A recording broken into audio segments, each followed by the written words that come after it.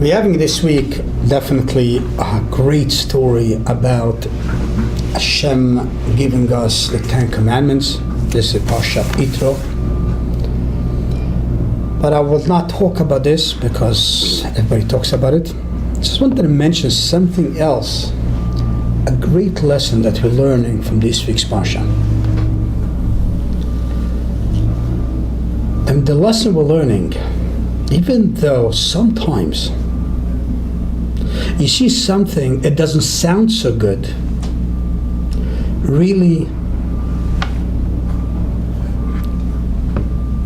akol letova, it's all for the good and for even better.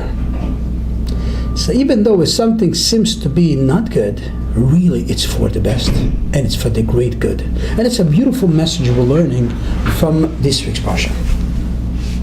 And in short, the idea is that in the beginning of Parsha we're learning about Yitro coming and joining the Jewish forces, joining the Jewish family. That's what we learned in Parsha. And when he comes to see his son-in-law Moshe Rabbeinu and the rest of the Jews, Moshe Rabbeinu tells him about all the great miracles Hashem did to them. So he says, Ata yadati, now I know that God is the greatest. So we have the famous Zohar. The Zohar says that Hashem was waiting before giving Am Yisrael the Torah. He was waiting for Yitro to acknowledge that God is the greatest. Only then Hashem gave us the Torah. In other words, this was the last step in order we should receive the Torah. So it seems like the way we learned this Parsha was the greatest moment when Yitro came to acknowledge God, because this was, as the Zohar explains to us, this was the idea of Hashem giving us the Torah based on what Yitro acknowledged God. Why do we need that Yitro to acknowledge God and only then Hashem gives us Torah? This itself is a very long explanation. I'm not getting into it right now. But a point, and a simple point, is that by him coming, this is how we, later in this is Parsha, receiving the Torah. Why am I talking about it? Because we learn right in the beginning of the Parsha, why did Yitro suddenly come now? Why did he show up now? An explanation is, Rashi says, because he heard about splitting of the sea, and he heard about the war of Amalek. And what's the story that he hear? So to explain it in short, what really happened when I learned the message from there. He heard about the miracles of splitting the sea, great miracles. Hashem loves the Jews. He heard about it. And then he heard about the story of the war of Amalek. The war with Amalek was not a positive story, to say the least. And this is why Hashem gave us the rule that we always have to erase the Amalek. Because Amalek's war with the Jews was really not a positive thing. In the greatest moments of everything beautiful happening, suddenly it was like a downer. What's going on? Hashem is with us. We're going from step to step, higher and higher to receive the Torah. It's suddenly like a setback. And a setback, even though they try to fight back with Amalek, which we learned in the Torah, last week's Parsha, they didn't defeat Amalek. They weakened them, but that's it.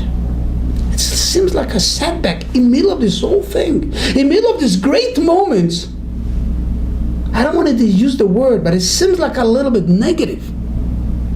And why do we have negative in the minute of the great positive, these greatest moments? We have such a negative story. And that's what I wanted to say right in the beginning. Sometimes when you see something negative, and to you it seems negative, to you it seems like a setback, it seems like, wow, suddenly it's not working out. Suddenly it looks like it's going the opposite direction. But what we learn in this story in this week teaches us now, what you see as a setback, really, that's the great positive to go even stronger. And how do we see it? In short, Yitro, as Rashi tells us, you know why he came after the story with Amalek. When he saw that setback, when he saw that Amalek comes to fight the Jews, he says, it's time for me right now to get involved. Before, yeah, Hashem is good to the Jews, the good people, he loves them, but he is back in his hometown called Midian. But now when he sees this setback, and when he sees that Amalek comes to fight the Jews, and suddenly the big star of the Jews goes down a bit, he said, it's now time for me to come into the picture. It's now time for me to come in, join the Jews, and show the world that God is the greatest. In other words, he wanted to rectify that setback, to bring the momentum back, and to say, no, Hashem is the greatest. The Jews are the people that love Hashem. What's the positive of this story? Only by him coming, this is when Hashem said, I'm going to give the Torah to the Jews. What do we learn from this? Only because Amalek came to fight the Jews. And this is why he came to the Jews, in order to fight back with the Amalekites in the spiritual sense, to show no, that God is with the Jews. Only then Hashem gave us the Torah. You know what the message is?